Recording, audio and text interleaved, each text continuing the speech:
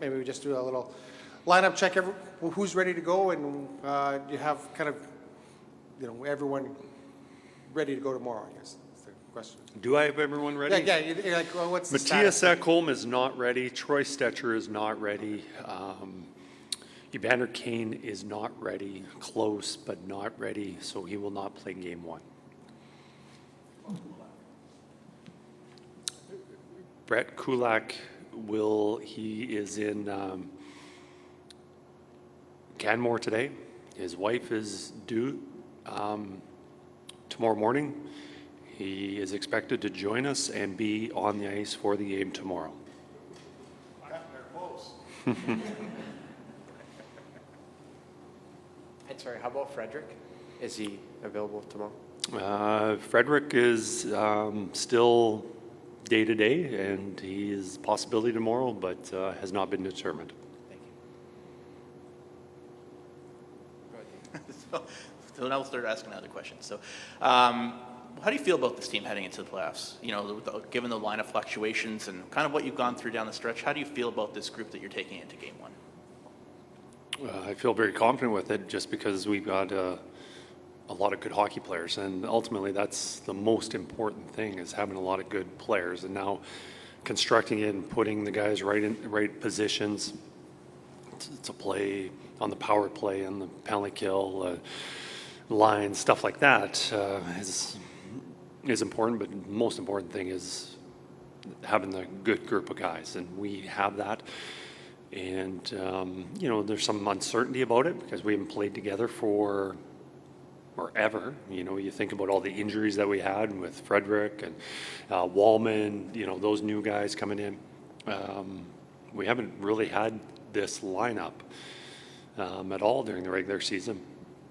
But, I don't think that's going to be an issue. I think everyone's, like I said before, we've got a lot of good hockey players that will do their job and help us win. So, I think everyone's excited about getting this going tomorrow. You've done this before. You've seen this team before. This is the 4th year in a row these two teams have faced off in the first round. What have you learned from last year's series? You're asking about what I learned from the series against LA, yes, or just specifically against LA?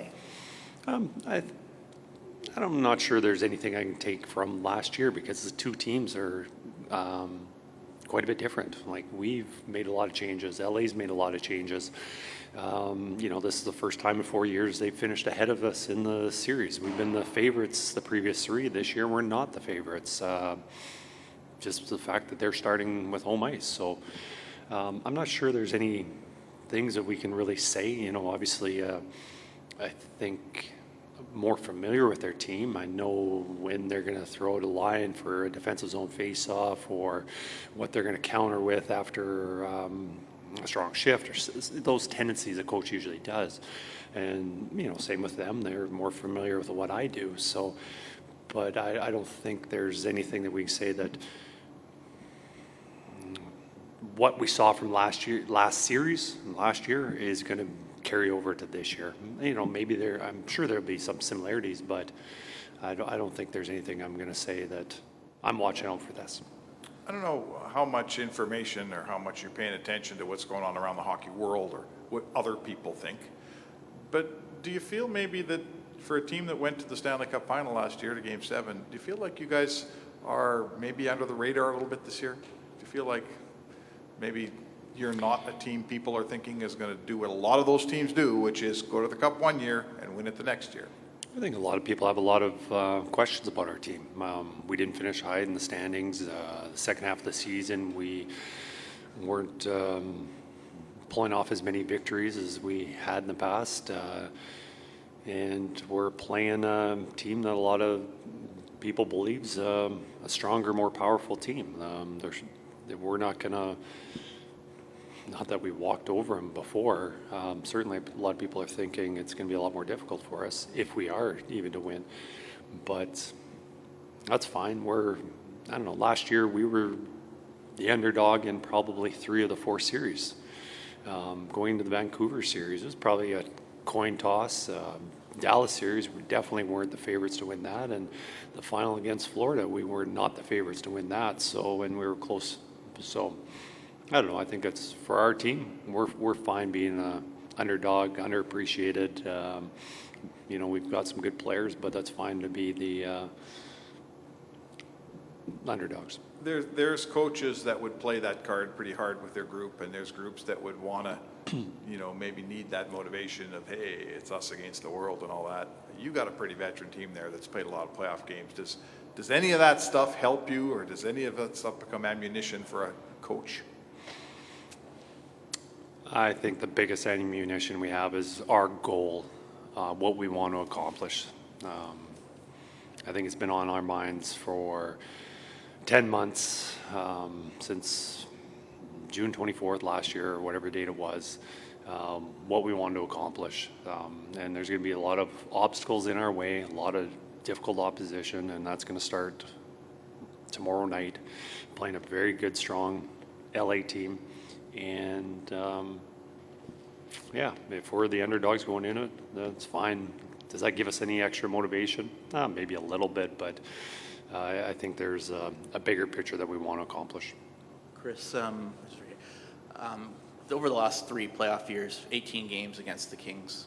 Connor has 36 points, Leon has 30. They've done obviously tremendously well. Given all the fluctuations in your lineups and the uncertainty, do you feel like you need that type of performance from them to beat the Kings? Our chances of winning are a lot better when Leon and Connor are playing well. And not too often they've played many playoff games when they haven't been very good. Certainly I didn't see any of them last year.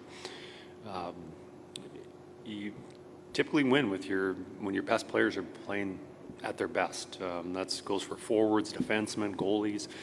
You need your best players to be your best. And, you know, if they were to put up that kind of production in the first round against LA, I like our chances. Obviously, LA knows that too, and they know how important those two are to our team. But we feel we've got a lot of other guys who can step up and score goals too. So it's just not squarely on their shoulders. We've got depth players that can score big goals. Like, you know, if we were to get